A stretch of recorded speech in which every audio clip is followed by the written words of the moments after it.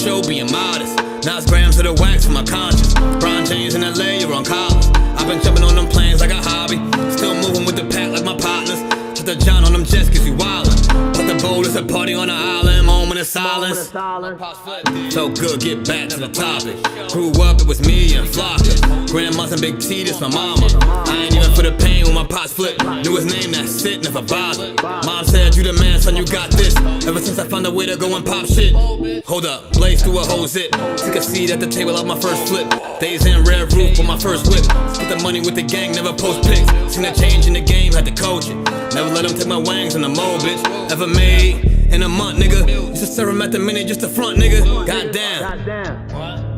Had to grow up quick, I made my own rules. Had my first child, got it jumping with music. Can't really hang with nobody who losing. I thought by now that you would go and get it, but I could hardly see niggas this distant. Know you get cropped if you not in the picture. And I made that tag and went got a bag. Shots to the Henny and OG prescriptions, put rebel shit on the map. Took a leap from where I started at. Started ballin' now, I'm Chris Paul and Cass. Got him steady calling for the mold, but I'm on a roll, gotta call him back. And that's all fact.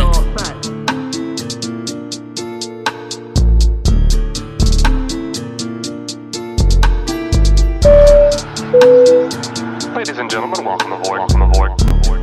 All carry-on items should now be stowed securely, either in an overhead bin or under the seat in front of you.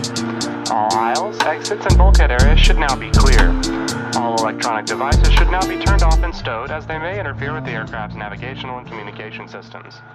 Once airborne, we'll let you know when you may use approved electronic devices, but note that some items may not be used at any time during the flight. You'll find a list of approved devices in the in-flight information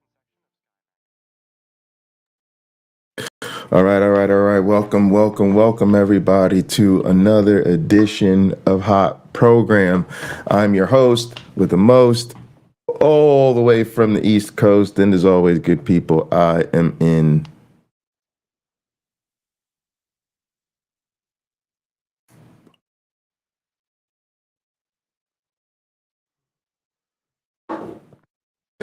airplane mode. Whew. All right, I think my one black friend is taking the day off. I was a little bit late in getting going, but yeah, I'm gonna go in here and just handle this by myself. So I guess y'all stuck with me today. Man, I don't even know what to say, y'all. But we're gonna talk about it. Basically, this came to my attention. I actually think Kyle dropped this to me, so thanks, Kyle. And you know, we're gonna talk about this Shane Condi video. Basically, it's going around that Epstein may have been inspired by the Virgin Mary. I don't know. We'll see. It's kind of tough to really take religious motivation and inspiration from these people seriously, but maybe that's the case. But for me, Shane is going to really get into why Christianity is for real, just a manifestation of rape culture. And I think it's absolutely right. It's good to call it out. We've talked about it on the channel before, so we'll rehash some of the things that we've discussed. But, you know I put on the thumbnail, and it sounds kind of provocative for me to say, I don't care. But part of what I'm really realizing in this moment of everything going on in the country and everything that's been going on politically, socially, and particularly around Christianity, is like it's Sunday. I don't know what to tell you. It's like I don't know what to tell you. It's like Christianity. This is what it is. This is what it is. Is what it always has been. And anybody that knows me or knows about this channel or knows how I get down understands that we're about bringing Christianity to an end. We're about looking these people in the face, telling them this bullshit fairy tale isn't true, and really exposing to them also that it's evil. But at the same time, you have to recognize the culture that we live in. This country was started to be on some Christian cult bullshit. And it has been since the beginning. And the religion was used to justify colonialism, slavery. And again, what do y'all think slavery was really for real, like for slave families? Again, we know about the traumas that our people went through. We know how much our women were raped. We know how much certain founding fathers and key historical figures raped our ancestors. And you still put them on the money and celebrate them in our face every day, all the time, and tell us we got to love them, that we got to think of them as the fucking heroes of civilization and all this other shit. So it's like people are just not serious about Christianity. Again, it's too big to fail. So you're going to have to come back to me when you're actually ready to do something about it. You're going to have to come back to me when y'all are actually ready to handle business. You're going to have to come back to me when it actually fucking matters. So let's go ahead and jump into what she's saying. Appreciate y'all. Thanks for being here. Wayne, good to see you. Wayne, damn. Oh, you got a coworker that runs a church. Oh, that's real unfortunate. I don't even know what to say anymore to people like that. Like really, like for real, when I see these people and like they're just super into the church like that, it's like immediately my brain just goes to like they're not a serious person. Like they're just not a serious person. They're not legit. Like, you know, and if I need to have some empathy for them, it's like, yeah, they were probably raised in a cult. Like Satan's little helper. Satan's little helper, so good to see you. Motherfuckers don't know. They don't know. Satan's little helper is one of the OGs. It's one of the OGs from way, way back that's been around for so long. I appreciate you. It's so good to see you. Hope everything's well. Hope your family's well. Hope the job is going all right. It's just great to see. Great to see you. Hillwood, good to see you. Good to see you. Of course, PC. Best mod on YouTube. X is in the house. Modded. Look at the trees. Hey, look at the trees. I had to teach my students about the argument from design, like Paley's teleological argument in my evolutionary theory class, my Darwin's Law class. So I was explaining to them that we call it look at the trees. You know, it's really called the watchmaker argument, but look at the trees is so much better. All right, y'all, let's go ahead and jump into the Shayna video. I got a lot to say, but I'm going to let her get going. And of course, I got here's the tab. There we go. Watch this video, then we'll talk. Jeffrey Epstein sent this, like the Pope article, now reading how God exercised improper power dynamics with the Virgin Mary, no consent. Jeffrey Epstein learned it from God, and so did we. Every victim in the Epstein file is the Virgin Mary, and not because they are pure and innocent, but because we've been taught that their body's pain doesn't count. Christianity's inability to sit with the troubling complexity of Mary's story has made it a training manual for how to not see grape, how to erase what happens to women's bodies, how to only count the suffering that doesn't threaten male power. This is the pattern that founded this country. The founding fathers raped and had children with enslaved black children. Jefferson with Sally Hemings was 14, about the same age as Mary when she conceived Jesus. One story we call holy and the other one complicated, a relationship, a liaison, anything. But one story with Christianity's inability to sit with the troubling complexity of Mary's story has made it a training manual for how to not see grape, how to erase what happens to women's bodies, how to only count the suffering that doesn't threaten male power.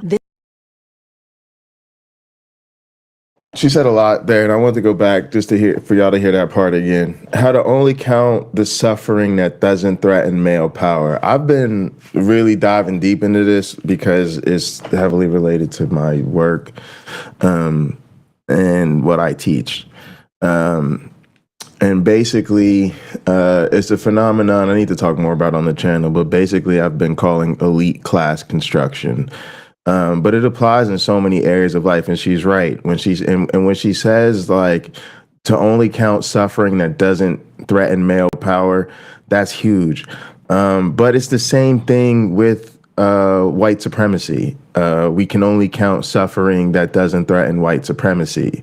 Obviously, she's speaking directly to the patriarchy, but it also needs to be spoken about directly in relation to Christianity itself. In other words, we can only count the suffering that doesn't threaten Christianity. And that's why this is like, leave me out of this. Leave me out of this. Because this does threaten Christianity. And I can tell you as an evolutionary biologist, why is it that basically 70% of this fucking country doesn't understand that we weren't created? Why? Everybody in your head, you went straight to religion. You went straight to Christianity. You went straight, you know it's them. You know it's them. But why is that acceptable in this country? Because again, we can't ever talk about reality if that reality threatens Christianity. So until people decide that there is a bridge too far, until people decide that like we're really gonna hold Christianity accountable, we're really gonna deal with white supremacy, it just doesn't matter because it's a protected class of lies. It's a protected class of lies that keeps certain people privileged and in power. So it doesn't matter. But she's absolutely right. And this is how elite classes are constructed. What they do is while they are exploiting others, while they are gaining power, while they are taking over the system, while they are putting themselves in absolute control, nobody's allowed to challenge anything. Nobody's allowed to say anything. Everybody has to look the other way. Okay. And then once they've consolidated power, once they've saturated control, once they've got all the money, they've got all the political influence, they're the ones dominating the system. Now they allow for what you might call nominal or superficial criticism, right? Let's think of some examples throughout history that I talk about as relevant, like when I'm teaching. Think about the medical profession, right? The medical profession. Right? When it really, really started, who was getting trained to be doctors? It was white men. And then when they finally got organized and had to, have some ethics and some professionalization, of course, you get organizations like the American Medical Association or whatever, right? You get the birth of like organizations that are going to like license and accredit programs and do the regulations and all that stuff. Well, what institutions did they give that to? Right, of course, the premier colleges and predominantly white institutions that were everybody that was graduating was predominantly white men. Right. But then once the medical profession becomes saturated, once the medical profession becomes something that's very difficult to get into, once they've got it all set up and locked down, then all of a sudden they start thinking about, hey, maybe we should have let some women in here. Maybe we should have let some people of color in here. Maybe we should address the fact that only people from, higher class backgrounds are able to fund and support the type of, academic occupational journey that it takes to become a doctor, right? Only after they've already monopolized power is that acceptable. The field I'm in, anthropology, same thing. The history is of white men and white people leading the field, doing all the work, gaining all the prestige, being the ones to determine which cultures are worth studying, which questions are worth asking, whose research matters, whose voice is worth publishing, whose books are worth buying. And then again, once it's all the way locked down, once it's all the way under their control, then all of a sudden it's, oh my goodness, we talk so much about Native people. You think we should have included some Native voices? Oh my goodness, where are all the women? Oh my goodness, look at all the pictures in the department of all the prestigious anthropologists. They're all white men. Where'd happen to all the people of color? Why don't we have any queer anthropologists? Let's talk about YouTube, because it's going on right now in front of your faces on YouTube. It's going on right now in front of your faces on YouTube. It's going on right now in front of your faces on YouTube. Who gets to stay at home, work from home, have a good salary, have a high standard of living, fly all around the world on vacations, get brand deals, not have a real job, and still crown themselves the chief influencers, the thought leaders, the people you should be following, the influencer class? Who is it? It's happening in the 21st century. It's happening right now. I thought the world was a better place. I thought all us people that are worried about sexism and racism and phobia against queer people and discrimination, I thought we had our hair on fire. I thought we were going crazy over DEI. What's going on? I thought we had a black president. I thought racism wasn't a problem anymore. But you're watching it happen right in front of you. And then once they've got all the magic spoon deals, they've got all the ground news. Once they're taking deals with APAC, once they're getting the appearances on MSNBC so they can debate Pierce Morgan so they could go on Joe Rogan's podcast. Once they've got the industry locked all the way down. Oh damn, we should have let some women get in here.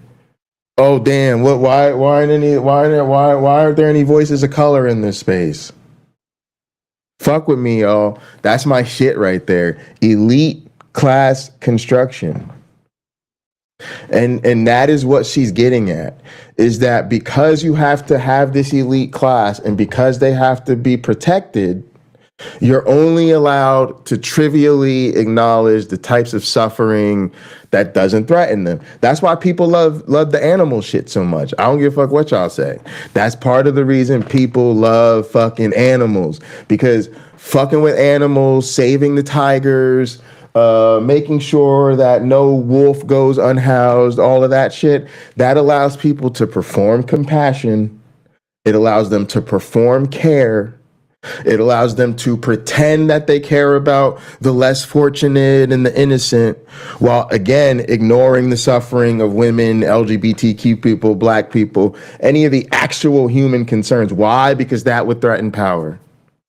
That would threaten power. That would cause confrontation. That causing of confrontation would threaten their proximity to power.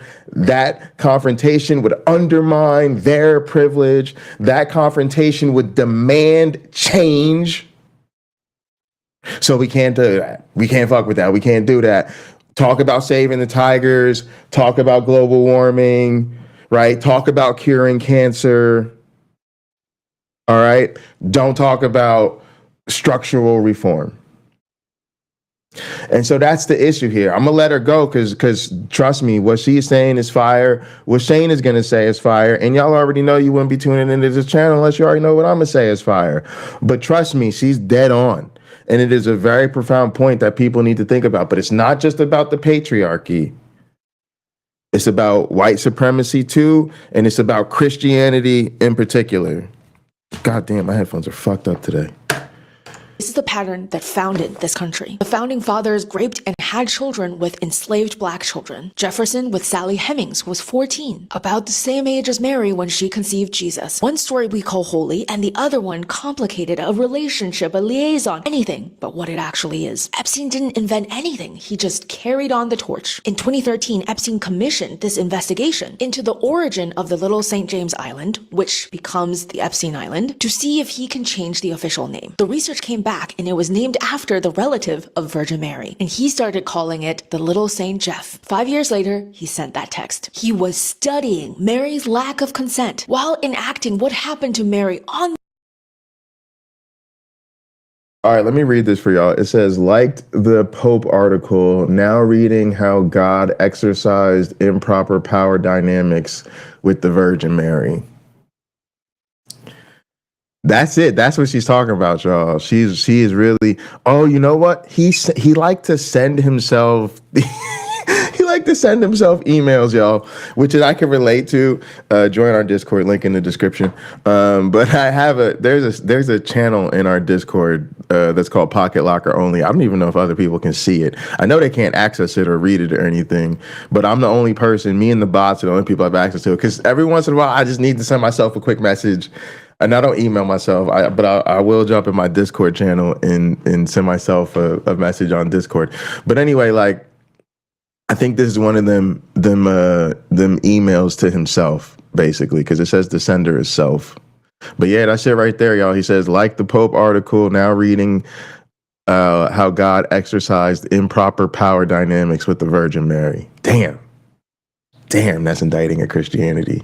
The island bearing her family's name. This wasn't just passive cultural conditioning. It was conscious theological engagement. Where did he learn that a powerful man impregnating a young girl, especially one with no legal personhood, no ability to refuse, could be anything but grape? He learned it from Mary. We learned it from Mary. That when the man is powerful enough, important enough, chosen enough, what happens to her body can be called sacred destiny. Hey, Wayne, I appreciate you persevering, man. Sounds like you got some neighbors looking out for you. That's good, man. But yeah, shit's been crazy. And I know a lot of this shit is popping off in your backyard, man. So, but yeah, man, holler at me on Discord or something if you want to catch up or just need to talk, man. But yeah, glad you're making it through. Glad everybody's pushing on. And for real, just another message that I've really been sharing with my students in this time. A lot of people, are really looking for, calling for, and feeling pressure for what you might call reactive resistance. Something happened, things have gone too far, the world is burning, the government's out of control. I have to do something. I have to go protest. I have to organize. I have to march. I have to riot, whatever it might be. But for a lot of us, what you have to do is stay the course. Sometimes resistance means not letting life or the world knock you off your path, so that when you get to where you're going, you are more empowered, you have more leverage, you have more autonomy, you have more options, you are operating from a place where you are much more effective to helping others. So for a lot of y'all, especially those that are on different types of occupational paths or educational paths, or just even have, notions of wanting to be in a different space and place in life, sometimes the most important thing you can do as an actual act of resistance is to stay the course. And again, for me, that was lived out when the George Floyd situation happened. And, I had people in my life, particularly like my mom at that time, and my PhD mentor, that were concerned for my safety, right? Because I think that their natural expectation was that I'm active, I'm involved, I'm not apathetic, I'm not one to sit out a fight. And so they reached out to me, concerned that like I would go out there and do something. And, they were just genuinely showing care. And I let them know that the only form of protest I'm interested in right now is finishing my PhD, right? Because I understood that less than 2%. I think the numbers are sometimes between like 0.8% or like 1.5% of evolutionary biologists are actually Black. I understood how rare of an opportunity it is to be a Black evolutionary biologist and get a dual PhD, become a researcher, become an educator. And I shared that with my students. And, I've had different students, like, especially one sent me an email about, how talking about education as resistance really meant a lot to them. So I just want to share that with y'all, that for some of us, I know it's tempting to get out there with your pitchfork and your torch. And for some people, that's what you got to do right now. Please do. I'm not saying that doesn't need to happen. But, hopefully y'all take that away, that for some of us, the resistance means just making sure you get to where you're going. Participating in something larger than herself. This theological template for accepting predation became the template for political power, oligarchical power, and all of these systems required us to believe that certain men's access to certain bodies is just part of the natural order. The Bible was written by men in a world that treated women's and girls' bodies as available to male power. Whether the authors intended to justify the systems or portray the systems or simply could not imagine anything else, the effect is the same. We inherited Epstein's textbook, the sacred text that teaches us not to see violation as violation if the man is powerful enough. This is a 12 to 14-year-old girl impregnated by God who But see, X, I think that's the problem. That's what she's talking about. She's talking about if the man is powerful enough, in this case, God, or if the story has some other aspect to it, it's holy or it's magical, then we don't have to talk about the violation of this young lady's body, this girl's body. And that's something that I think so many Christians overlook, and that's the problem. Trust me, the rape culture in Christianity is so fucking deep. But this whole Virgin Mary thing is really important. And I remember when I did actually deconstruct, it's very obvious. Also, like, you got to remember, the story is very clear, even in the biblical account, that she didn't want this, that she was terrified. But again, God's a monster in so many other ways. This is why, it's totally consistent with his character. But I'm gonna let her go because Shane is gonna get into that too. But yeah, Christians don't care about consent. I want to make sure I bring it up later. But this is one of the reasons why, I'm like, wake me up when y'all are serious. Because again, part of what we've seen in this whole era of white evangelical madness, and their sort of anti-DEI, anti-sex education, anti-biology, anti-everything, quite frankly. Because again, nobody wants to be real. Nobody wants to talk about the fact that these grown-ass people believe this fairy tale and they're in a fucking cult. And like I say all the time on this channel, there is no honest way to defend something that isn't true. And since there is no honest way to defend something that isn't true, we literally just let these people be anti-everything. And they have to be anti-fucking everything because, again, their religion requires a total divorce from and upholding of a world that just isn't true. So they end up anti-everything. But part of it is, again, how much anti-consent rhetoric do they have to spew from their own mouths before we go, yeah, that's a rape culture? They literally don't want us to teach our children about consent.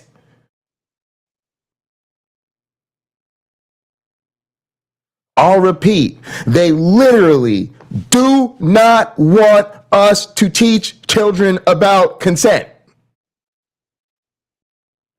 That don't say it all. I don't know what you need to hear.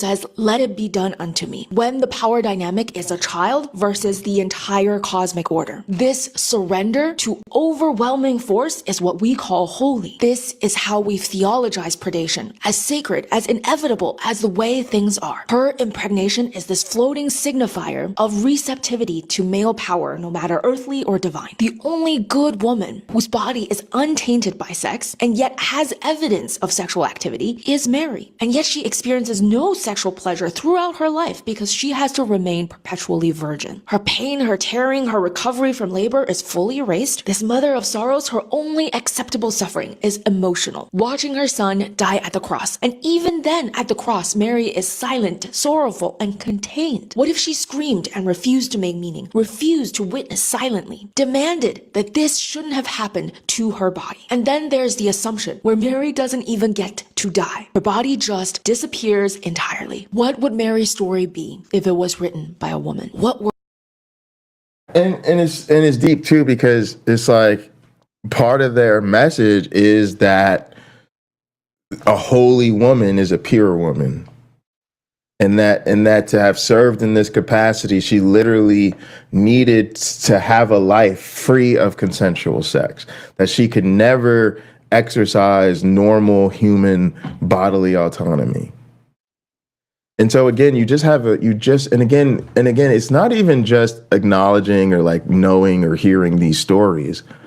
They worship this God. See, when I say things like Christians worship the monster, people think I'm being hyperbolic, I'm being mean, I'm exaggerating. I'm just trying to make people feel bad. No, I mean they worship the fucking monster. When we sit here and we tell this story about, oh my God, this God impregnated a girl against her consent. Yes, and it might be getting a little late. It's a little after 2 p.m. But let's just go back a couple of time zones. It's only 11 o'clock. It's only 11 a.m. in California. Americans are in church right now, all across the country, singing songs to this God. So again, y'all got me fucked up. Again, hit me up when you're serious. Hit me up when y'all are ready to end Christianity. But till then, don't waste my time. World can we build if a young girl's body isn't required for the human and divine to meet? This isn't rejecting Mary. It is seeing her and asking, what happened to her body? What did pregnancy feel like at 13? What did childbirth do to her? Where is her rage, her fear, her bodily autonomy? Skipping over the body to get to the meaning, the redemption of every story of violation is how we learn to tell survivors that their suffering should have a purpose, that they should heal in ways that make us comfortable, that they should turn their violation into inspiration. Accepting that power dynamic wholesale, divine over human, enslaver over enslaved, billionaire over teenager, is how we learn as a society that women's bodies don't register pain for themselves, only for others. We are only here to watch, to witness, to never be angry, to help erase the injustice done to us. This is why we ask victims, are you pure enough? Did you resist enough? Were you too knowing, too complicit? Did you also say, let it be done unto me? Yeah, and if that don't speak to what's going on with Nancy, hashtag what happened at NanoCon 2025, check out the playlist on the channel. But you know, it's the same thing. It's the same, and it's the same thing there. And to be honest, y'all, it's the same deal. It's honestly, it's why I'm checked out of the fucking atheist community. It's why because I realized that it's not just, oh, my friend was assaulted and that's a terrible thing. It's my friend was assaulted, that's a terrible thing. And the community doesn't give a shit. Nobody cares. Nobody cares. Matter of fact, they just punished her sister for carrying forth her story. They just fucked up her sister's life for carrying forth her story. Then when other victims and whistleblowers came forward to say, y'all, this can't happen. We can't be these people. This can't happen in our communities, and really wanted to talk about what happened, they fucked them all the way up and ostracized them from the community. So, I mean, at some point, it's like, I'm not going to work my ass off to try to make a space feel safe just so they could use that as marketing so that they could harm more people. Again, I'm sorry, you have to show me that you want the help. You cannot help people who do not want to help themselves. I cannot care more about your safety than you care about your safety. If you are not fucking concerned that your space is unsafe, if you are not fucking concerned that your atheist ass might take your atheist ass to one of these fucking atheist conferences or fucking atheist conventions so your lonely atheist ass can meet some more fucking atheists so you can actually have some motherfucking atheist community in your life, and you don't give a shit that people are getting strangled and tossed down the stairs, what you want me to do about it? For real, what do you want me to do about it? And why? And if I'm supposed to be all up in arms and fucking losing sleep over, what about the motherfuckers that were actually there?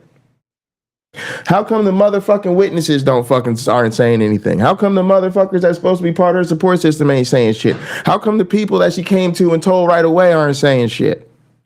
Why the fuck is her sister the only person saying something? Again, y'all don't give a fuck. So what do you want me to do? And it's the same shit with Christianity.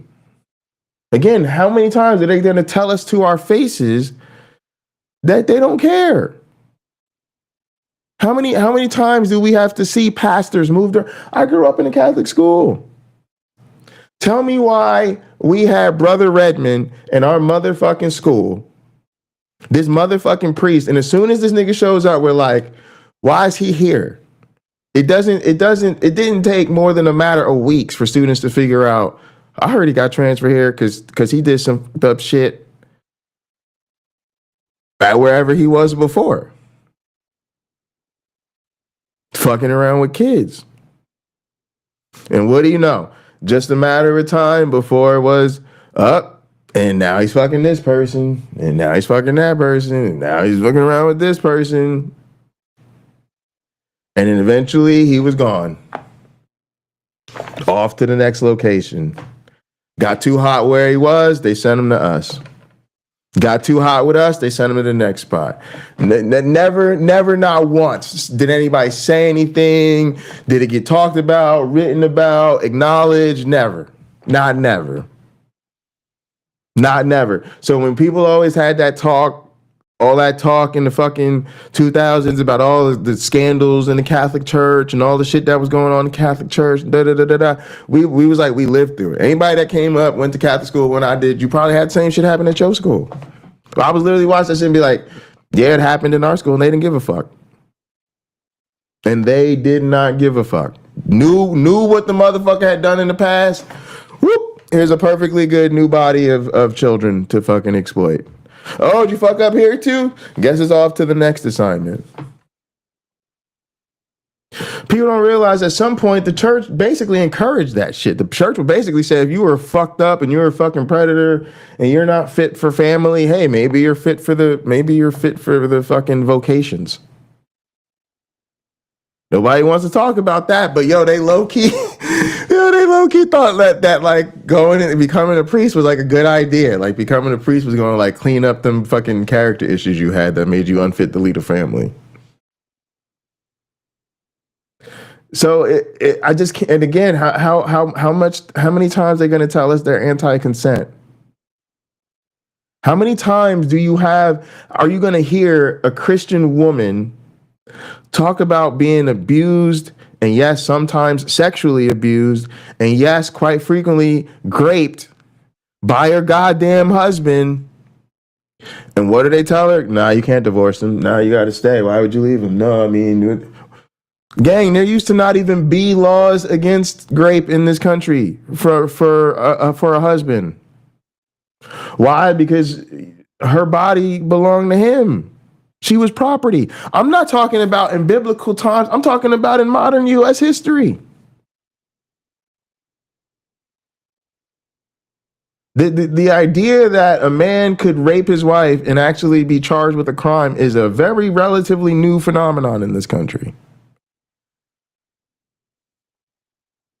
Files are out, but can we see what's in them when we've been trained for 2,000 years not to look at women's bodies at all? Do we still know how to look? I am Connie Chen, here to help you deconstruct everything. Check out my Patreon for bonus content. Deconstruct everything. I do love that. I do love the channel. I do love the vibe. I don't have her link in the description or Shayna's. Yeah, but definitely hit the Shayna Condi button. Y'all already know we love us some Shayna Condi, and I love this creator. I think the Connie Chen, fabulous work. This video, perfectly executed. I will be including the link to all of their information in the description. I would also like to say that while the issue of consent and child impregnation and grape, I hate that I have to censor that. We all have to censor this word on here. They'll have to censor so much on here while we're actively living through all of these things. Anyway, sure, Mary's story is... Ooh, Kyle said, will they be bringing children in Nanocon? Probably, because again, think about all the sexy Nanocon. Part of cognitive dissonance is you gotta throw things in people's faces. So I'm sure they'll find a reason to do, the secular Sunday school for kids or whatever the fuck. And then AR hit it with because they want to be invited to NanoCon 2026 or the line. Damn, AR, is it really that transparent? Is it really that transparent? Because that's pretty much what we were saying from the beginning. Shout out to Sumami. Even Sumami called it out. These people are just so afraid of losing their influence. And the funny thing is the only time most of these motherfuckers could even sniff something like 200 views is collaborating with the Apostate sisters. But yeah, of course, AR. They want to be invited. They don't want to be out of the circle of influence, and they want to be on the line. Fuck all these people. The most is the biggest, most iconic story of this within the Bible. It is far from the first, and it is far from the most widespread. So, for example, I've talked about this a lot on here. Outside of the forced impregnation of a child that happened with Mary, the second most famous rapist was also David. When it comes to the rape of Bathsheba. Now, a lot of people I don't know how many people know this. I've yapped about this several times on here. If I could find the video, I'll put it up there. But David's, I think it's his oldest son, was also a rapist. Not just a rapist, but incestuous rapist, because he raped his sister. Raped his sister Tamar. And if I remember the story correctly, the best case scenario for Tamar after being violently assaulted by her brother was that they sent her off to a nunnery. So that way she never had to look at another man again. And we don't know what happened to the son, really. I'm sure that there was some kind of relatively mild public shaming, and then life continued on. And then the pat on the back for Bathsheba, who was, David's original victim, was that she would give birth to so many children from the man that murdered her husband and raped her. And one of those children was going to be the wisest man to have ever lived, King Solomon, who from King Solomon would also be birthed, like from his line would be birthed Jesus. So I guess that's a congratulation. That's not the focus of this conversation. I want to talk about the Midianites. I want to talk. Hey, Patty. Check out the NanoCon 2025 playlist. I have one. I think PC has one too. Or I know PC has one. But also there's links in the description to support the Apostate sisters and join their Discord. So please do that as well. And Patty also has some excellent content on her channel that I think I should add your video to my playlist, Patty, just in case people want to find all that stuff in one location. But yeah, we were talking about how apparently Epstein was looking into the power dynamics as exemplified by the Virgin Mary. So basically saying that that he was inspired by he found that inspirational, God's ability to violate her consent. But yeah, so now we're trying to tie this to a larger discussion of rape culture in Christianity, and so that is why she is taking us to other parts of the Bible. Talk about the extermination and mass grape that was ordained by the Christian God of the Midianites. So first, let's set the scene. There's 40 years between the end of Exodus and the beginning of Numbers in the Bible. So within that time That's great to hear, Patty. Thank you. The Israelites were freed from the ruling of Egypt. They were wandering the desert for 40 years.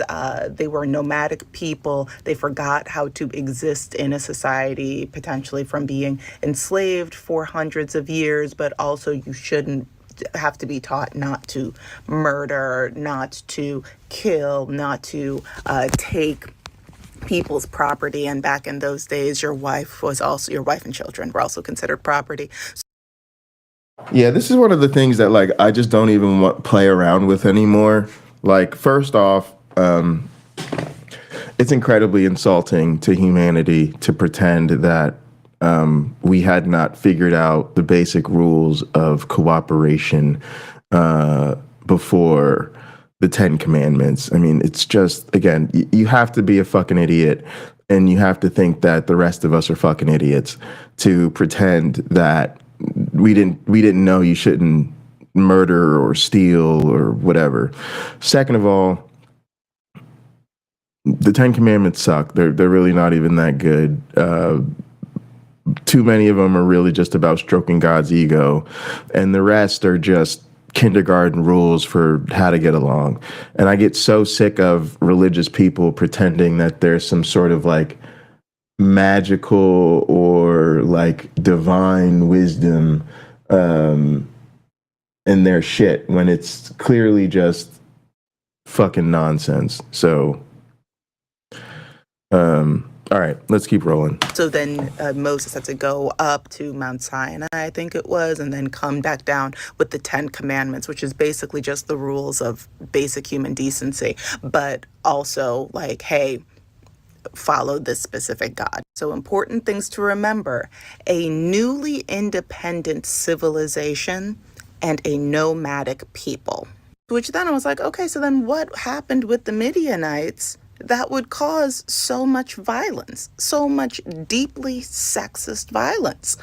And here's what the Midianites, allied with the Amalekites, oppressed by Yeah, me too, Israel Patty. by repeatedly invading, destroying crops, stealing livestock, and forcing Israelites to hide, leading to severe famine. They later caused spiritual corruption by enticing Israelites into idolatry at Baal Peor, through Midianite women, prompting divine judgment and war ordered by God as described in the books of Judges and Numbers. So let's break this down. This right here, what the Midianites and the Amalekites were doing in this first section, this is just a result of being a nomadic group around other nomadic groups. This is more so giving tribalism, like everyday tribalism, than anything else. It's not personal. It's just, hey, this is a thing that goes back and forth between different tribes internationally, even like I can't really say to And this. again, the funny thing too is like just the way that like privilege and power operates, where again, like the perpetual victimhood, it goes really deep, because one of the things that even again, like y'all, a thing that again, I teach freshmen at a community college, right? Studying cultural anthropology, literally taking Anth 101, gang, the very, very basics, right? Is you talk about subsistence, right? You talk about the difference between pastoralism and agriculture and industrial, right? Like the very basics, right? Of like how people feed themselves and organize themselves, right? And one thing that just is part of just understanding the very, very basics is, pastoralists end up in land disputes. Yeah, no, it's nomadic pastor. When you're nomadic and you move from place to place and you don't have a land, right? Like, and you move, right? And you have to like negotiate a lot of times, like, because if you need access to land or you want to access to a land and it's where people are permanently settled, they're not going to just like let you roll up on their land and like use their resources. Now, sometimes things get worked out. Hey, we're just passing through and, could we, use your fresh water source, or you mind if we camp out here for a while we kind of get shit together, whatever. That might work out. But other times there might be conflict. That's everybody realizes that. That's part of the thing. And if you really look at the stories, again, the Midianites allied with the Amalekites oppressed Israel by repeatedly invading, destroying crops, stealing livestock, forcing Israelites to hide, leading to severe famine. Right? It's obvious that that's what was going on here. Also interesting that they need their own state, they need their place. It's fine for their God to tell them to take other people's land. It's fine for their God to tell them, destroy those people, take all their stuff, whatever. And again, think about that. People don't even talk about that as being part of the theology, right? Part of what probably made this religion so successful amongst those people was because, again, if you're a nomadic pastoralist and it's very difficult for you to establish, your own place, because that's just not your subsistence mode, then it's really useful to have a God that tells you, hey, if anybody fucks with you, or if matter of fact, if I just decide I want you to have somebody's shit, then go ahead and take their shit. And so then when your people become known for their God kind of just tells them to take people's shit, or they roll around if you fuck with them, they're entitled to just destroy your entire fucking civilization, your entire fucking your way of life, then you don't welcome those people. You don't want them to fuck around. But just like modern day Christians, the Israelites come to fuck with you, and you say, you gonna learn today, not around here. And so you let the Israelites have it. Now, all of a sudden, that's justification for the Israelites to just wipe you all the way out. But the way we tell the story, because it's always told from the perspective of, the religion that's trying to uphold their power, conveniently, they're always the victim. Conveniently, when their God tells them to genocide or wipe out an entire culture or people, that doesn't matter. That's divine. That's holy. But any of those people resisting them is justification for their annihilation. Funny how that works. Because I'm not really paying, like, I'm not looking in those spheres. But anyway, like, this is not that bad. And yes, severe famine, that is quite serious, but also they're a new community. They are a new collective, a new independent collective.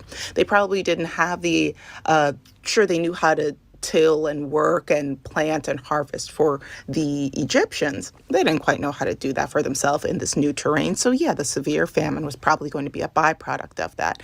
Here, though, is the real kicker, because the divine judgment did not come from just the everyday dealings. It came specifically because the men, how this is worded, is that the women were enticing the men towards a new religious background.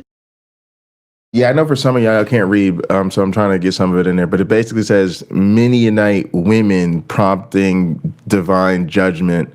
So yeah, it is. It's funny. It isn't even blamed on all of the fucking warring and conflict. It's literally blaming it on their women. Amazing. In reality, the men had no self-control. They thought that those women were hot. Probably to get access to those women, they decided to enter into whatever religious practices those women had. And then instead of, within the story, because we're saying that all of this is like real, right? Like this is the word of God. So instead of being like, hey, men, have some self-control, you were all literally alive when we all just got out of Egypt. You all saw all of my miracles. We just got the 10 commandments. I told you about idol worship. I told you about not coveting somebody else's wife, which is once again property. I told you about all of these things. And this is what instead of punishing the men, he went for the women. Said, oh, this is all the women's fault. Rape culture. This is all the women's fault. So obviously, everybody either has to be died or raped. Everybody has to be killed or raped. Those are your only two options. What am I supposed to do? You guys were too hot. To which within this, then I was curious. I was like, okay, so then I would like to know what people's thoughts are on justifying this. Like people that have read the scripture, that are talking about it online or have talked about it online, that still believe in this. Like, that this is the word of God and this is good. What are your justifications for this? So I found this Reddit post and I think that it sums it up quite well. I'm just going to read this and this comment, and then we will have a discussion in the comment section. Yeah, it is old school victim blaming AR. So the book basically saying the women raped themselves. Yeah, absolutely. Absolutely. Also, just a quick side note, especially to all the white libs out there. Can you please acknowledge the double standards on YouTube?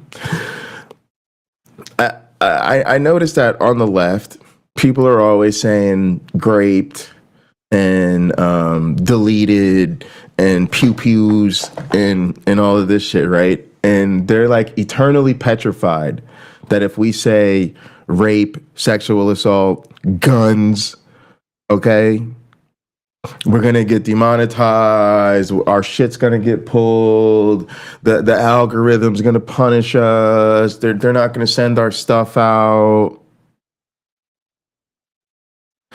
Maybe you're right. But have you looked over on the right ever? Because number one, they're killing in the algorithm. They're killing it in the algorithm. Their channels are way bigger, way more monetization, way more ad revenue, the whole 9 yards. It's a whole elite fucking ecosystem over there. And on top of that, do you ever see them take those precautions? Again, white liberals, I need you to understand, the government is telling you what it thinks about you. It's telling you to your face you don't have the fucking same rights as conservatives. The conservative channels are like, look at my new ARs, look at my fucking M4, look at my fucking guns, look at my fucking bombs. Hey gang, brrr, we're gonna go and shoot some guns today. Look, we're just going in the backyard. Hopefully we don't kill anybody. Brrr, we got some fruit. We got some fucking human dump. Brrr, oh man, this new automatic weapon, man, this thing fucking awesome, dog. And then your ass is over here like, well, I'm not sure we really want to talk about the pew-pews. I'm just saying, just an observation. What makes Numbers 31, 17, and 18 at all okay? This is a commandment in the Old Testament permitting rape. 17, therefore kill every man among the little ones, and kill every woman that hath known man by lying. Oh, AR, I wasn't even thinking about the fact that your shit said grape. I guess that is what prompted me to do that little fucking tangent, bro. I don't care about that. Yeah, no, I feel you in the comments. I know I'm saying for real, it's probably a thing. Like maybe we are like for real getting filtered based on those things. I'm just saying it speaks to a fucking double standard because the right definitely doesn't seem to do that. They definitely don't seem to care. It seems like they come on these platforms just to talk about and say those things. So yeah, I fucks with you, bro. Lying with him. So basically, kill every person, man, woman, child, but only the women that are not virgins. Kill the mothers, anybody that is quote unquote untouched, pure, that is not that, you exterminate them immediately. But the women, children that have not known a man by lying with him, keep alive for yourselves. Take them for yourselves. Take the little girls, take the virgins, take them. They're yours now. And Yeah. So that's what I mean. It's a weird thing because it becomes a self-fulfilling prophecy after a while, right? If you tell yourself you have to censor yourself because it might affect your video, then the safest thing to do is to censor yourself so that you're eliminating that risk. And then, yeah, that creates a world where then you're censored. I thought about it today too when I was making my thumbnail, and that's why I left it as like, that's why I said, no, I'm not going to do that today. But yeah, it might kill the video. I mean, certainly don't have as many people watching as we normally do, but who knows? That could be anything, right? So Patty, that's part of my thing. So you said there's layers upon layers of double standards against people of color, women, etc. That's part of what my thing is, and I keep saying I want to do a stream, but there's just so much going on with me right now, and then there's lots of other things I want to stream about too. But I call that niggerification, and I know that term probably bothers people, but that's what I need people to understand about niggerification is it's important. What I'm saying about people on the left, and I think people see this with Renee Good and Alex Preddy, which is why it's really pressing for me to talk about it, and I need to get my shit together. But basically, that's exactly the point. The point is that the way the power structure is set up, it's set up to oppress particular groups. It's set up to oppress Native Americans, Black people, Latin American people, immigrants, poor people, whatever, right? But the reason I call it niggerification is because, the country has a particular history with specifically with anti-Black racism, right? And so what happens is when you move in solidarity with those marginalized groups, to the extent that you are willing to move with those groups in a way that threatens the power structure, you will be treated more aligned with those groups. Now, are you going to completely lose all your rights? No. Do you completely surrender all your privilege? No. Are you still, part of a different class in many ways or whatever it might be? Yeah, of course, right? Being a rich person who calls for, class consciousness and the end of capitalism isn't going to stop you from being a rich person and enjoying the fruits of being a rich person, right? But you're going to quickly realize you're going to be treated very differently than the rich people who are unabashedly holding up the status quo. So that's what that's about to me. Is so that's what I need people on the left to understand. It's like, yes, you have an identity a lot of times, especially as white people or whatever, that tells you you're part of that essentially dominant group. And to some extent you are. But again, to the extent that you want to move in solidarity with black and brown people, poor people, LGBTQ people, you are surrendering a certain amount of that privilege and the rights that go along with it. And that's what that's why I call that, because again, you can see that the way the government protects conservatives is very differently than the way it protects the Alex Prettys and the Renee Goods of the world. Wonder why this entire book was used so effectively for the. Also, quick point aligned with that. Again, think niggerification. Think about January 6th. When black people talk about January 6th, the only thing black people say is, if it were black people, there would be no January 6th. Because again, they would have shot us all the way down, right? So now think about how Renee Good gets shot just for pulling away from a cop. Allegedly, that's why they shot her. Who like, this fucking crazy. Even if that were the true story. Right. Alex Preddy gets shot, and justification is he brought a gun to a protest. They couldn't see it. He didn't pull it out. He didn't use it. Never put it in his hand. Never reached for it. So he gets murdered, and the excuse is, well, he shouldn't have brought a gun to a protest. Right. But on January 6th, when the people doing the protesting were white, largely evangelical conservatives, it was assumed that they had so many guns that the police in the military should not fire on the crowd. Think about that. Protesting on the left, we still talking white people. We talking white people on both sides of the equation here. We talking white people on both sides of the equation. So race is no longer the difference maker. But on the left, nobody's even really showing guns, having guns, talking about guns, dealing with guns, none of that. But all of a sudden, having the gun on you legally is justification to kill you. You literally have the fucking head of the fucking Department of Justice come out and look you in the face and say, should have brought a sign, not a gun.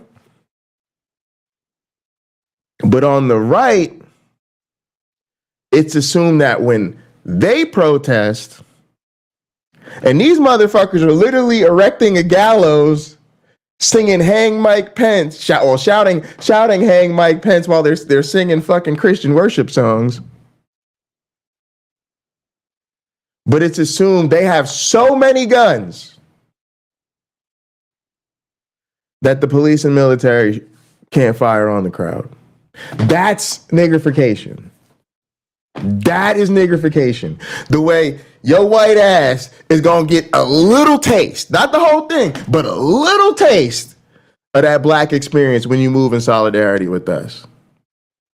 While the other side, they're the ones who get to fully enjoy the fruits of white privilege and patriarchy and Christian domination and all that, because they are moving in solidarity with the power structures rather than against them. The mass rape of little enslaved girls, the Epstein Island. Like, this is a very effective. Oh my God, there's so much crusties on my eye. Okay, I got it, but like, why didn't you guys tell me? Actually, before we even get to that section, I do just want to break down the numbers really quick. This is a part of Numbers 31 in the section lovingly titled Dividing the Spoils. And these are the items that are considered the spoils of that that Moses and the other priests and that the did as the Lord commanded Moses. Yeah, that'll show you the difference. That's crazy. Like, yeah, that's putting yourself in the middle of the system. I was also wanting to make a point about leadership too. I was talking to my students about this. Notice how in these major cities where the leadership is largely white, like Minneapolis, that when these type of things happen, the way the mayor and these people move is to restrain the fire of their own people. Right? Their first inclination is, hey, y'all, don't tear things up. Hey, y'all, don't interfere with ICE. Hey, y'all, keep it calm. Hey, y'all, nobody doing anything too crazy. And then what do they actually do? They don't put themselves in the middle of it. They don't put their people in the middle of it. They don't use the force that they actually command in the middle of it. Why? Because again, they have to protect their careers, and everybody knows it. They have to protect their ability, their ambitions. They have to protect their proximity to power. They got to make sure they don't do nothing that would jeopardize their political aspirations. So they tone police and they go in the manager mode, keeping everybody calm. Notice how in Newark, New Jersey, when shit was popping off at the facility in our backyard, the mayor got himself arrested. The New Jersey black councilwoman that went to inspect Delaney Hall facing 17 years in prison. And most New Jersey people are like, yup, that's how we get down in the brick city. That's how we get down in Newark. That's why they call us the New Jersey Devils. No, I'm kidding. I'm kidding, but for real, they like, no, fuck around and find out. Notice how black leadership is demanded to put yourself into the situation. Put yourself between the invaders and your people. And people move right along. You know, yesterday, the mayor of Newark, New Jersey, and a black councilwoman were arrested. Next day, nothing. We move right on. Ain't nobody talking about no heroes and nothing. But white leaders come out, don't do shit, don't take on no political risk, don't do nothing but basically a strongly worded letter. And oh my God, such amazing leadership, such revolutionary influence, handling it all with so much grace, so much grace. Fuck out of here. I want to see people like the chief of police from Philadelphia, the black woman who's the chief of police of Philadelphia, who said, you fuck around and try that shit in Philly, you're going to have to go through our police department. I told my students, that's how I would handle it.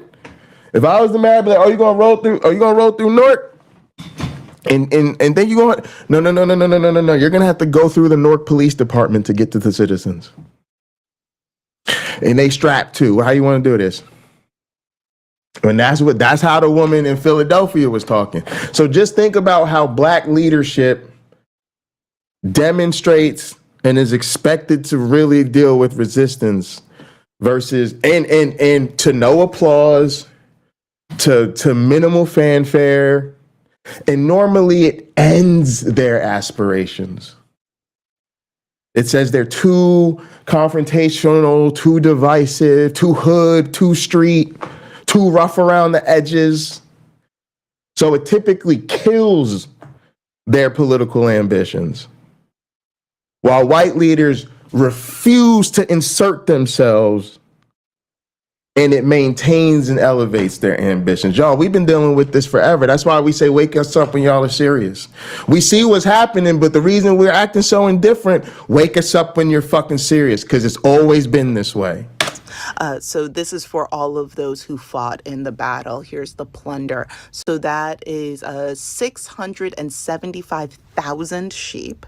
That is 72,000 cattle. That is 61,000 donkeys. And that is 32,000 women and girls who have not had sex with a man. So can you imagine how many people were murdered? Because, and I just want to, so Moses and Eleazar, there we go, the priest did as the Lord commanded Moses. This is the result of the Lord's commands. Now let's get to how people justify this. Annotation from the ESV Study Bible on Numbers 31:13 through 18. Moses' anger with his officers. Normally, in wars outside Canaan, the women were spared, but as these women were responsible, this was their fault. It was their fault that they were existing and practicing their own spirituality and being too hot. Ladies, it's your fault everybody died and that all the children got raped. For seducing the Israelites, they had to be killed. In addition, if every man among the little ones were killed, this would preclude the perpetuation of the Midianite people and eliminate the Midianites as a nation forever. Girls without sexual experience were not involved in the sin of Baal Peor, were allowed to live and marry Israelite warriors. And there it is. That is Christianity being the religion of white supremacy in your face. It is. Think about it, gang. You would, if a mythology came from any other people, it never gets held in this much regard. Think about how most Americans talk about an Islamic State. Think about what most Americans think about an Islamic State. But for the sake of Christianity, you are allowed to read, not only allowed, you're demanded to read these monstrous stories. Again, they worship the monster. You are allowed to read these monstrous stories and just spin. Do the Donald Trump. Do the weave. You hit him with the weave. Well, normally God would spare the women, because normally when he sends his people to genocide and take a motherfucking nation out, okay, he's just gonna take out the fucking men of age, like. Let's not even have a fucking side conversation about how fucking adult men's bodies are always supposed to be sacrificed in war. Like we're just fucking born to just die on behalf of the fucking ethno states that like demanded of us. Get the fuck out of my face. That's why I'd be a treasonous motherfucker that ever try to draft my black ass. You're going to have a fucking problem on your hands. Will never fight for this fucking country or any other fucking country for that goddamn matter. But setting all that aside, normally God would just fuck up all the men and boys and call it a day. But since these bitches fucking seduced the Israelites, like she said, since they had all their attire fucked all the way up, since they were giving him the motherfucking signals, since they were showing him a little fucking leg. And that's cool, because everybody knows a story like that is fucked up, and they know exactly what the fuck it says. But again, when you are moving in solidarity with power, when you are moving on behalf of fucking Christianity, give me that spin, baby. Give me that fucking spin. And this is why Christians have no fucking morality, but nobody wants to get fucking for real about it and tell them. Y'all understand, I just don't fuck with people anymore. I don't have people in my life, so I don't have to fucking worry about this shit anymore. I cut out the Christians in my life. I told them to their face what it really is, so I know how they are. I know they don't give a fuck. I wish the rest of y'all would do the same thing, because then we could really fucking tell them what we really think, cut them out of our fucking lives, and this fucking Christianity shit, and make the world a better place. But it's never gonna happen, because motherfuckers want to stay in fucking relationship with these cultists. They have so much power, they have had since the fucking whole history of our country. So unless there is a serious mass movement where we're influencing the fucking normies and we're telling them, yo, this Christianity shit is not cute and we're not fucking playing this fucking game with y'all anymore, It just doesn't fucking matter. Guys, see, it's all fine. This is what had to happen. Basically, the reason for this episode was the Midianites seducing the Israelites and leading them into sin. Once again, this is all a woman's fault. Always a woman's fault for just existing and men's utter lack of self-control. As judgment, God commands the Israelites to attack and kill those responsible. All the men were to be killed so that the Midianite nation would be wiped out for its sin. The young women in this passage were not responsible for the sin of the Midianites and were therefore spared to a life of living on the other side of a genocide and grape for the rest of their lives. However, since the men of their society were all to be killed, had they been left alone, it would have basically been a death sentence. So the Israelites were permitted to take them and integrate them into society. See, it was all for their good. It was all for their good. Now, see, we killed your mom. We killed your dad. We killed your brothers. Your older sister, I don't know. She's a little too hot. She's a little too hot. She probably laid with a man. We're going to kill her too. But you and your 5-year-old sister, you 7-year-old and you 5-year-old, you guys won the lottery because now you get to marry one of the people that killed your family and your community members. And listen, it would have been so much worse. It could have been so much worse. You could have been left out here. We could have left you out here to die. So, you're welcome. Of course, Epstein used the Bible. Of course. Of course, this is the foundation of the United States. And also, of course, people don't want to open their eyes to this. I recognize that it could be quite jarring. I recognize this.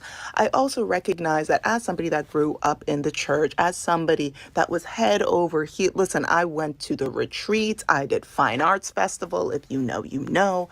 I went to nationals multiple times also. Yes. But also I am now a published writer. So like it all kind of checks. Anyway, I understand that this is hard.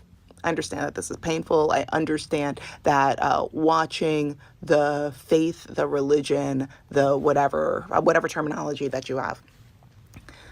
If you are thinking about it critically, I understand that this is a painful process, can be a painful process. You can make it out the other end of it, but I need us to think critically about this. I need this. I personally need this, and also if anything is going to change, we need to do this, especially Black people, We all need to, especially Black people. Those are all of my thoughts. Please leave yours in the comment section, have conversations with people. Please stay safe out there. So yeah, it is a rape culture. It is to me it's like undeniable, and it's like again I really don't even care. Because again, like that, I want people to understand why I said I don't care. It's not that I don't care about sexual assault. It's not that I don't care about the victims. It's not that I don't care about women. What it is I don't hear what people are saying until y'all ready to move, until we're ready to do something about it, because it's always been this way. So when it's been this way literally for the whole time, when historically it's been this way since the founding of the religion, it's even probably way deeper than that, because it's historical. You know the reason you find all the fucked up fascism in the Judeo-Christian fucking spiritual religious tradition is because they picked and chose it from whatever fucking tradition they got before that, right? Like whatever fucking fucked up ass notions they were cherry picking from in the beginning. And then we see it throughout every single period in this country's history. And then we see it today with every single fucking issue across the board, y'all.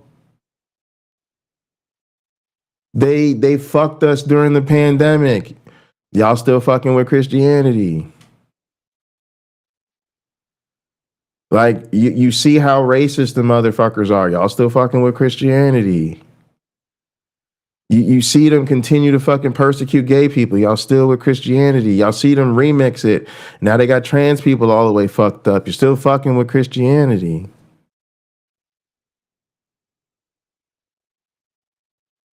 When is enough enough? I'm an evolutionary biologist. I can tell you right now, we know the religions aren't true. People don't understand this, but the religion game is already over. It's already over. Most of these religions are absolutely require a fucking God that created shit, created the universe, created the planet, most importantly, created life and created human beings. We already know that all of these things happen naturally. We already know that. This is demonstrated fact. So then the question is, when is our culture gonna have the integrity to say truth matters? I'll tell you, when y'all are really, really willing to deal with white supremacy. Because until you're really, really willing to deal with white supremacy, then you'll understand that you can actually hang on to the truth and you can live in reality on reality's terms. But until then, you're going to keep privileging white lies and white delusion. So it's useless. It doesn't fucking matter. As long as the Christians keep whiting, it's all right because it's all white. So you have to really be willing to deal with that. You have to be able to say the truth matters, and I don't give a fuck what your skin color is. Okay, I get it. You're Christian. You were raised in the church. None of that fucking matters. The shit is not true. It's time to grow the fuck up. But when you're not willing to do that, you're just gonna be I don't know, singing songs at ICE and calling it revolution. But it's always been this way, gang. And let me ask y'all a few questions. You see what they did over the death of Renee Good. I don't know why they didn't do that when ICE was murdering black people or building a fucking alligator Alcatraz or snatching fucking Latino youth out of fucking daycares. Seems a little fucked up to me. Everybody only jumped into fucking action mode when the fucking white lady died. And the white guy, but nevertheless, they jumped into action. Y'all seen the Epstein files? Where's the action? Where's the storm in the Capitol now? Where's the protests? Where's the marches? Where's the calls for a general strike? Where are the calls to finally confront the rape culture in Christianity? Again, they're gonna tell us they're gonna pretend that true Christianity, the good, nice Christianity, is actually the solution to the cultural issues we're facing. They're gonna whitewash Christianity in front of your fucking face. And you're gonna let them. You're gonna let them because you're just so happy the good, nice ones have showed up. So that's why I don't fuck with y'all. That's why I don't fuck with people anymore. Y'all, people are just so profoundly and pathetically unserious that it's like I'm not lending my energy to motherfuckers. I know what's gonna happen. Not a goddamn thing. I already know what we're gonna do about it. Nothing. We're not gonna do anything. Nothing is going to change. And I got worse news for you. I got worse news for you. Even if everything you want to happen happens, it ain't gonna fucking matter. Go ahead, do a fucking general strike. Go for it. Vote straight blue all up and down the ballot. Make every fucking seat in the government flip from Republican to Democrat. Put the motherfucker that murdered Renee Good all the way under the jail for the rest of his life. Put the motherfucker that murdered Alex Preddy or all the motherfuckers involved under the jail for the rest of their lives. Hold every fucking billionaire, every fucking man, every fucking person in the Epstein files, hold every single one of them motherfuckers accountable. Put them all the way under the motherfucking prison forever. It is not going to matter. There will be new fucking Epstein class level fucking millionaire, billionaire predators sprang up overnight. They're probably already doing it. They've already probably fucking replaced his ass. They're just going to be careful. They're just going to be more careful, more technologically savvy and less difficult to catch. Maybe they'll just stick to victimizing other adults. Because we've basically shown that we definitely don't give a fuck about victims that are above the age of 18. So maybe the Epstein class really fucked up because they was fucking with them kids. All right. Round 2, no more children. What do you think's gonna fucking happen if there's a blue fucking tsunami in the fucking midterms? What the fuck do you actually think is going to change about this goddamn country? Not a goddamn thing. AIPAC going to be running the fucking United States of America is what's going to happen if there's a blue tsunami. If the fucking Democrats win up and down the valley. We going to become the United States of AIPAC. That's what the fuck's going to happen. Capitalism is going to continue to fucking fuck us all the way up.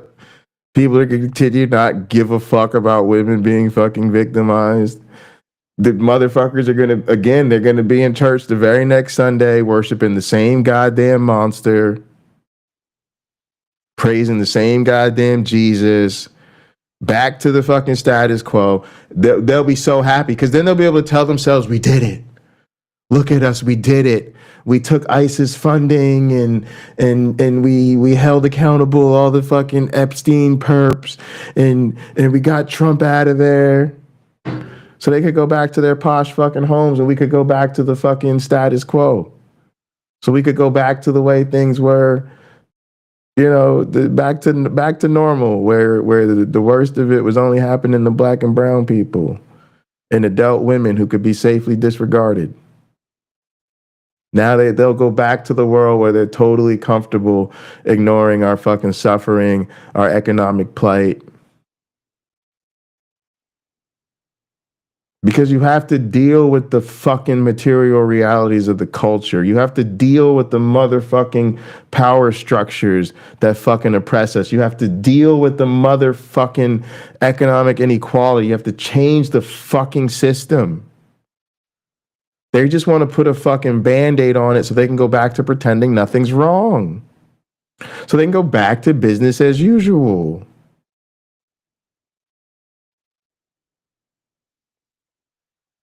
So I'm telling you, like, people are profoundly fucking unserious. This isn't a fucking wake-up call for people. This is the fucking alarm going off and them wanting to hit the motherfucking snooze button and going back to sleep. I'm gonna hit y'all with some bonus content.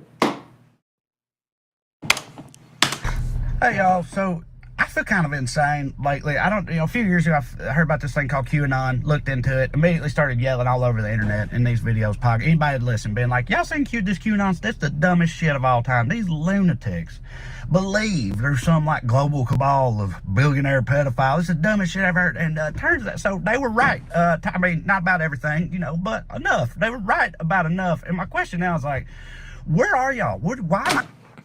Yeah, but we don't, Patty. I'm with you. This could be the wake-up call. But see, that is the real lesson of history. It's, I forget who said it, but it's like Americans will always find a reason not to do the right thing. You have to understand that the system can't handle it. The system can't handle it. If we really went after, you got to, and see, the only thing that can make the system handle it is necessity. It's the mass movement of everybody. It's the everybody. It has to be the rising tide that lifts all ships. But we can't have an equal world where white people get to lie. When white lies are more important than black lives, that's the world we live in. White lies are more important than black lives. And you can't bring black lives up to parity with white lives while you're still privileging the white lies that oppress the black lives. Again, people always want to talk about truth and reconciliation, and they forget that the truth part comes before the reconciliation part. We can't do the reconciliation part without the truth part. And we can't do the truth part because if you do the truth part, it lays out the stakes and what reconciliation requires. I'll give you another example that weighs heavily on me. The idea of a land grant institution. Many of the colleges that are so famous in this country are the result of stolen land and you know terrible history that they profit from. So I remember, you know, because my time in higher education was Penn State, then Michigan State, and then the University of Minnesota. So they're all land grant or what they call land grab institutions. Really didn't hear. Now, do they celebrate being land grant institutions? Absolutely. So I knew Penn State was a land grant institution because, you know, a lot of them were founded in 1855. Then the land grant thing happened some years later. But they all hold that like very proud tradition. And so you kind of hear it, you kind of in your head, it's like, oh, because the story they tell you is that, you know, the state, you know, wanted to have the institutions to practically train its people. And so you feel like you're part of this tremendous legacy where, you know, the state granted the land to the university. And that's what built the institution. So that's the narrative at Penn State. That's the narrative at Michigan State. That's the narrative at the University of Minnesota. So I get to the University of Minnesota, though, and all of a sudden I'm seeing what they call land acknowledgement statements. They're on the website. They're in syllabuses. Sometimes they're read at the beginning of meetings. And they basically are statements where the university goes, we acknowledge that the land that the university sits on originally belonged to, you know, this tribe and that tribe and these peoples. They're all different, right? Because they're different parts of the country. And so they try to list accurately like the tribes, or at least the major tribes that, you know, inhabited the land that the university now has as property. Okay. And so I thought that was like super amazing at first. I was like, whoa, like the University of Minnesota, like y'all are so different. Like, you know, I never saw really like these land acknowledgement statements before. And I thought I was like really based. I was like, wow, that's super cool. But then after a while, I started asking myself certain questions like, well, what are you going to do about it? And I started to ask the very most basic question. Are you going to give the land back? Are you going to give the land back? And what you find that what they're going to do about it is most institutions across most of the country is nothing. Literally nothing. The University of Minnesota is considered an exceptional case, a leader in this, because they want to give back like a forest. Like there's a forest that they have access to. It's probably like, I don't know, it's under 5,000 acres. It's like 4,000 something acres. And they only want to give that back because it's literally a reservation. So they can't do anything with it because it's a reservation. It requires going through the legislature and all this shit to give it back. So they're trying to give it back, but even that. And again, it's such a small percentage of the land. It's like damn near nothing. And it's not the land that the actual campuses are on and all that shit. And then a lot of the land they've sold, so they can't. So that's another thing. The university say, well, they've sold the land, so they can't give it back. But the universities still have these like permanent endowment funds. In the case of University of Minnesota, it's like almost $1 billion.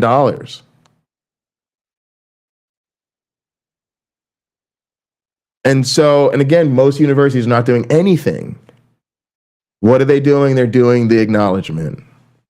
Well, what do indigenous and Native American institutions want? What do Native scholars want? Land back, money back, power back. Every 5-year-old knows if you steal something and you say you're sorry, give it back. You have to give it back. If you don't give it back, your apology is fucking meaningless. So they want the fucking land back. Not gonna happen. They want the fucking money back.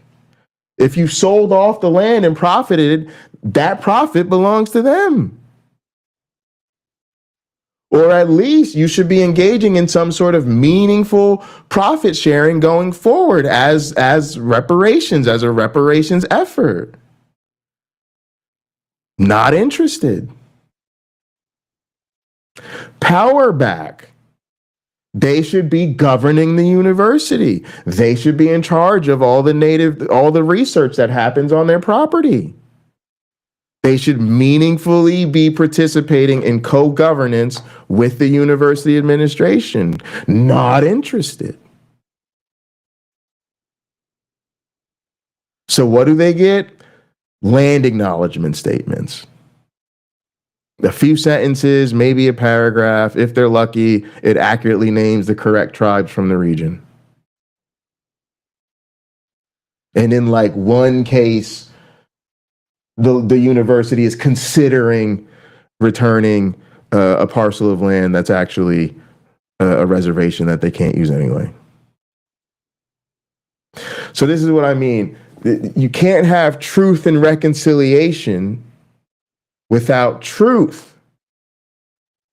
But you can't actually talk about the truth, because if you were to actually talk about the truth, it would totally transform the demands for the reconciliation.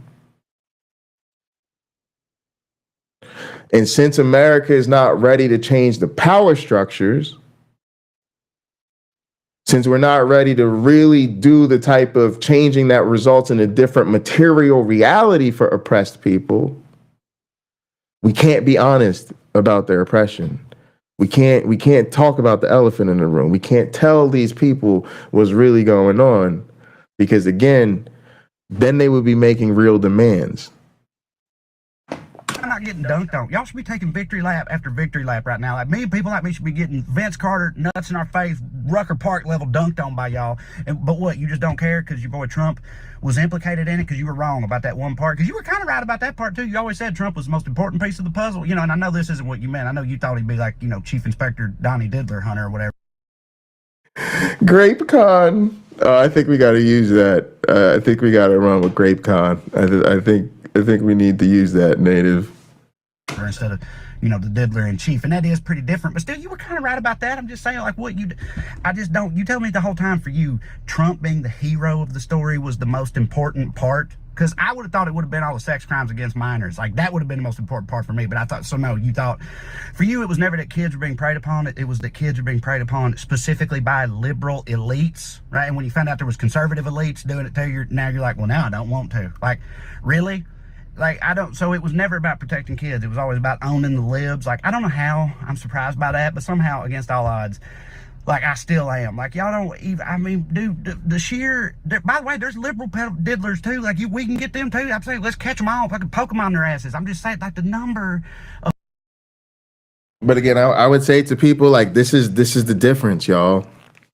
This is if you are genuinely surprised by that, I feel for you. But now you got to understand this is what the real ones have been trying to tell you. This is what the marginalized people have been trying to show you. Again, we just talked about it. Thomas Jefferson, known for raping a girl slave.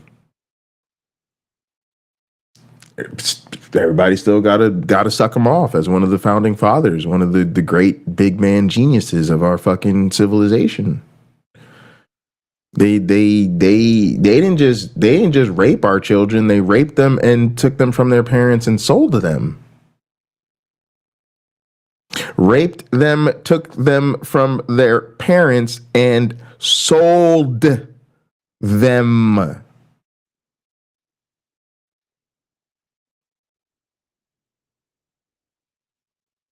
We've been telling you all the time. They don't even report when black girls go missing. They don't even cover it when black girls get victimized. Damn, Epstein thought so little of black women. He ain't even bothered to include black women. He ain't bothered to mess with black girls. Nobody even cares about their body. Nobody wants them. But again, look at what happens in the church. They never question the power and authority of the motherfucking church, knowing all the damn sex scandals. So this is what I'm saying, y'all. It's cool. If you were surprised, fine. But now listen to us, because we've been trying to tell you this is who they are.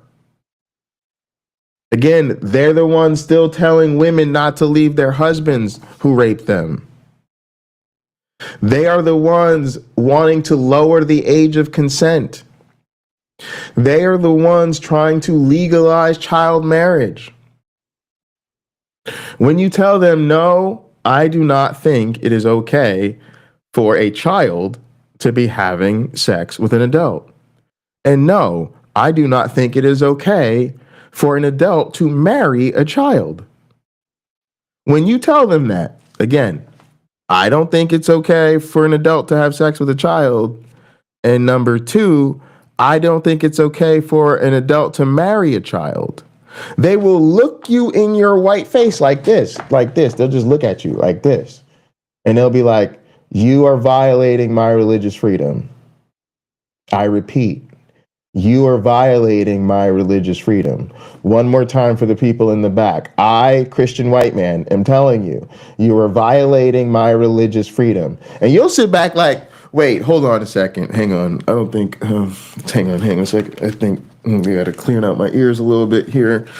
I don't think, hang on, my ears must be fucked up today. Hang on, I don't think I heard you. Excuse me. All right. Sorry, I had to clean my ears out real quick. Sorry, I know it's gross, gang. But I think you just said that not being able to have sex with a child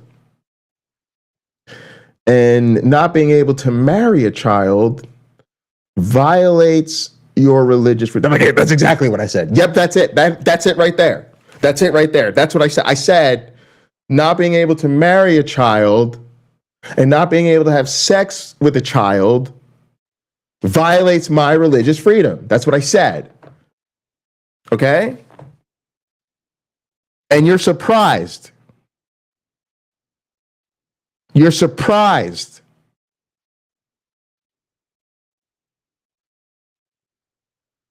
You found out that the people who told you they didn't have a problem having sex with children were having sex with children, and you're surprised.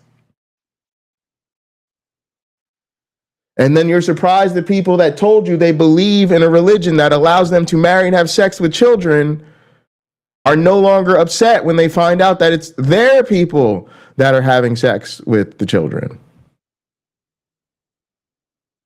All right. People on the right wing, dude, who spent years being like, you know, oh, we got to protect these kids. Liberals are dangerous to kids. Nothing's more important than protecting these kids, who are now going on podcasts and calling into radio shows and stuff, being like, I mean, 15. that really even count? Is insane, dude. I want to know how many different, like, redneck good old boys in the past few months have gone out to the back of their big jacked up pickup truck under cover of darkness with a razor blade and bent down and started sadly scraping a kill your local pedophile bumper sticker off the back of it. It's like, dude, what are y'all gonna do now? We gonna be team pedophile? You gonna get some pro pedophile merch? Who's gonna print that shit up? Good luck with that. I just don't understand. Like, dude, I don't get it. Y'all just had one of the craziest called shots of all time. And you can't even let yourselves, like, appreciate that you were right about so much of that just because you're incapable of admitting you were wrong about the Trump part. Like, dude, fuck him. He's a predator piece of shit who doesn't care about you. Like, if there's one thing we should all be able to agree on, is that this is bad. Many of the most rich and powerful people in the world are evil and out of control, and something needs to be done about it. I mean, for God's sake, if we can't agree on that, then, I mean, what? Like, where do we even go from here, man? You go back to church. Honestly, you go back to church. I don't know. I'm sorry, most atheists. I know y'all are like, you know, you used to do the church thing, and then you stopped doing the church thing, and then you stopped even believing in God, and you know, now you sleep in on Sunday, and then, you know, you get up Sunday afternoon, you know, maybe watch some hot program or whatever, and then you just, you know, play some games, relax, you know, go on about your business and get ready to go to work on Monday morning. But you should go back to church. I don't know. I keep trying to tell y'all this. Go back to church. Go back to church. Because here's the logic. If you're not willing to actually oppose Christianity, if you're not willing to actually fight back against it, if you're not willing to tell motherfuckers Christianity is not true and it's also evil, and I'm not fucking around with that, and you're a grown ass person, I shouldn't have to tell you that a fucking Jew didn't die, stay dead for 3 days, and like magically save you for some fucking curse on the goddamn planet. If I have to explain that to you as a grown ass fucking human being, you are not functional enough to fucking participate in society. If y'all are not ready to end this Christianity shit for real, then you should just accept that Christianity is going to continue to dominate our lives, accept that motherfuckers are not going to be fit to serve office unless they're Christians, that most fucking people in this goddamn country don't think you're fit for a relationship or friendship or marriage and none of that shit if you're not a fucking Christian, that you don't deserve to have a fucking sense of community if you're not a fucking Christian. You get fucking discounts at the grocery store, the doctor's office, all that. You get a whole fucking network of fucking hookups if you happen to be a fucking Christian. None of that shit if you're fucking not. I'm just saying, at some point, just call it cultural Christianity, call it social Christianity, call it I can't get Christianity to fucking leave me alone, so I'm gonna just leave it alone, whatever, and then just take your ass back to church. That's my honest recommendation. Take your ass back to church. At least get the social benefits of, you know, being in community with the people that are in power. Because y'all apparently don't think that any of this is serious enough that we should address Christianity as the problem itself.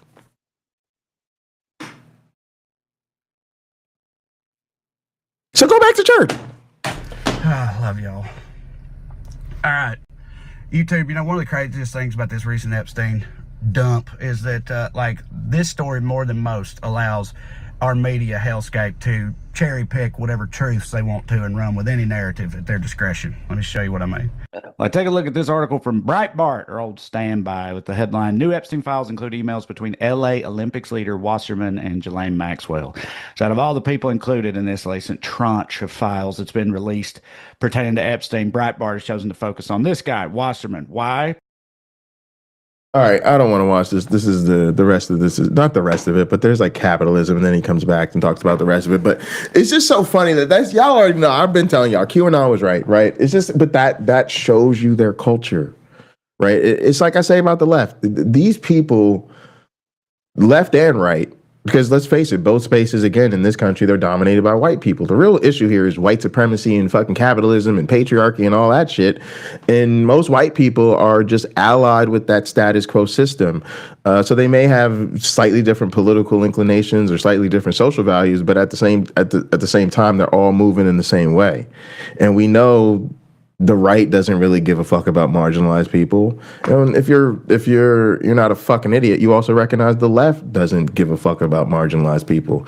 So then why does either side bring up marginalized people or victimization or fucked up treatment of populations or whatever?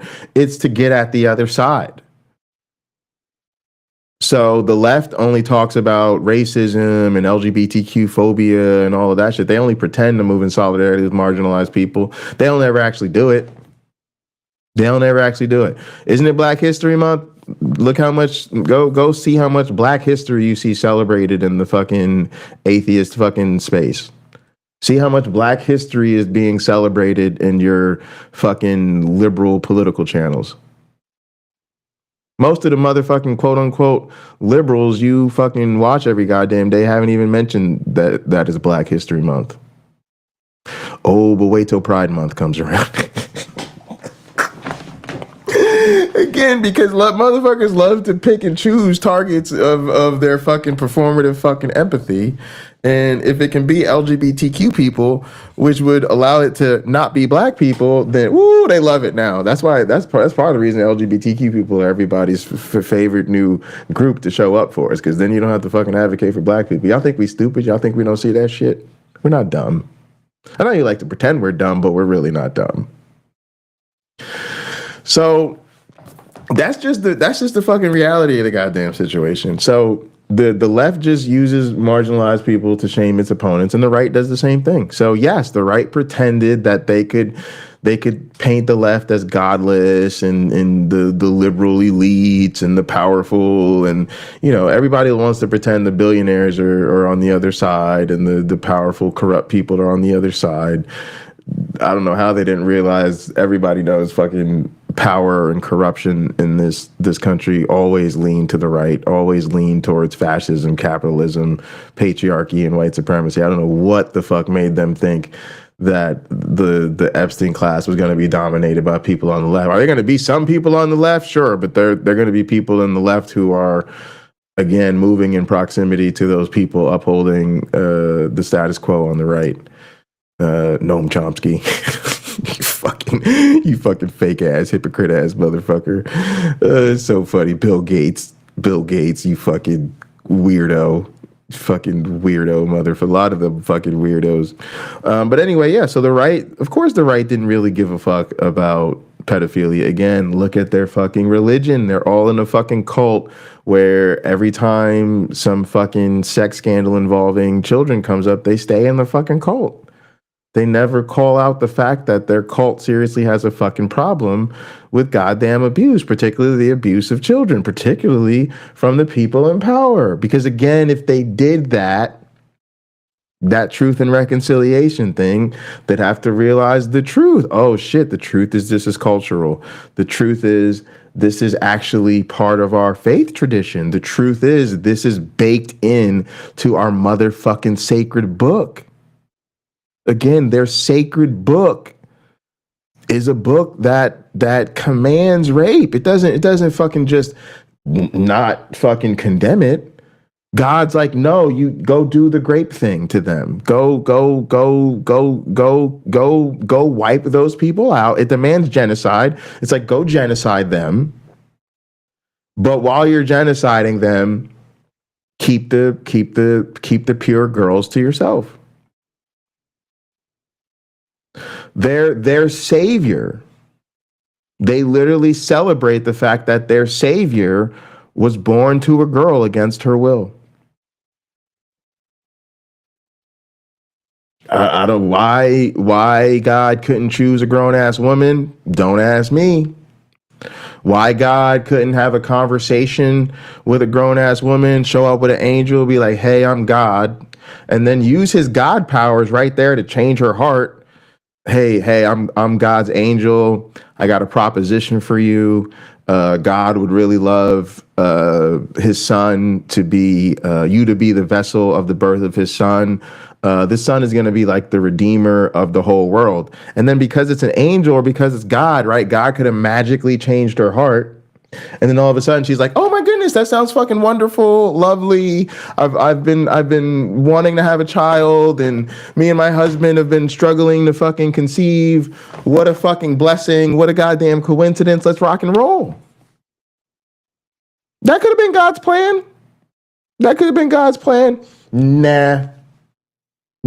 God chose a fucking terrified, scared girl who absolutely was terrified, didn't want it to happen, had to be thinking about the fact that her husband, her betrothed, her fiance was probably going to fucking, leave her over this, maybe even hurt her over this. Who knows the type of shame and humiliation she was about to experience in her community. And literally the angel had to come to fucking comfort her. Again, why did the fucking angel come to fucking talk to her about it beforehand?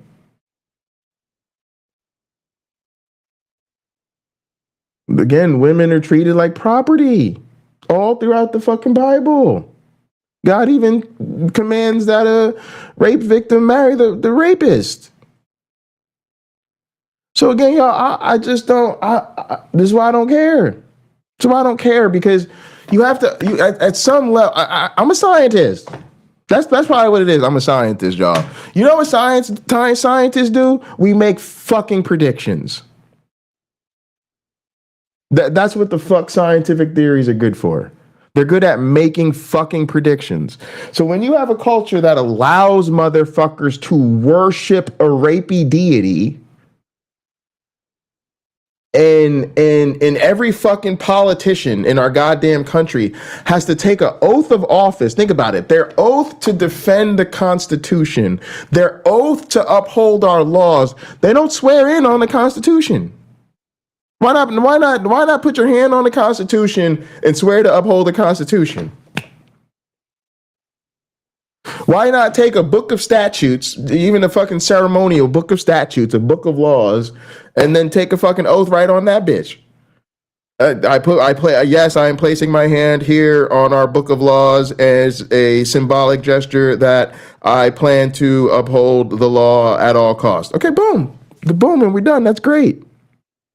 No, they have to literally swear on the rapey God book. Yes, I swear on this rapey God book that I will defend the Constitution and the laws of the... You got me all the way fucked up.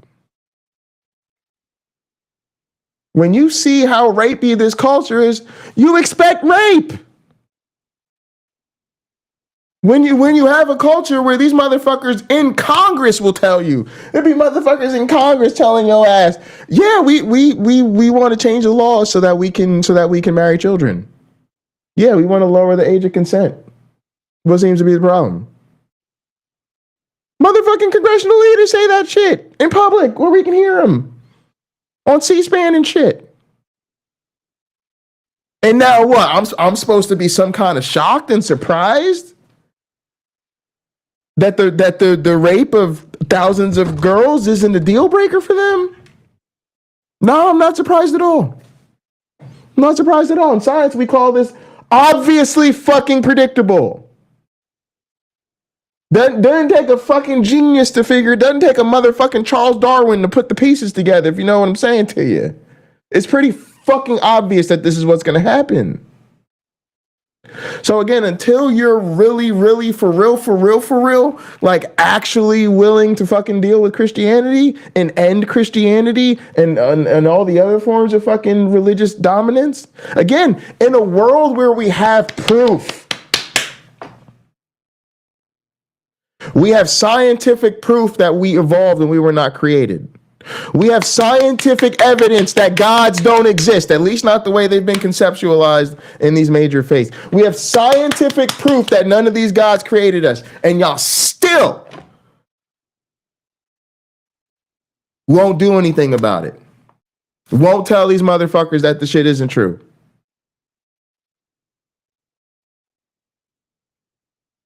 All right, y'all, that's gonna do it for me. We chilling. I'm gonna be in the community live headquarters today. If y'all want to come hang out in a work adventure, I got some work to do, so I'm gonna be working for the next couple hours.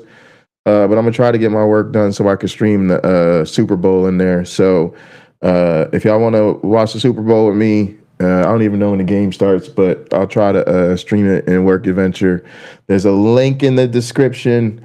All right, y'all. We'll see you.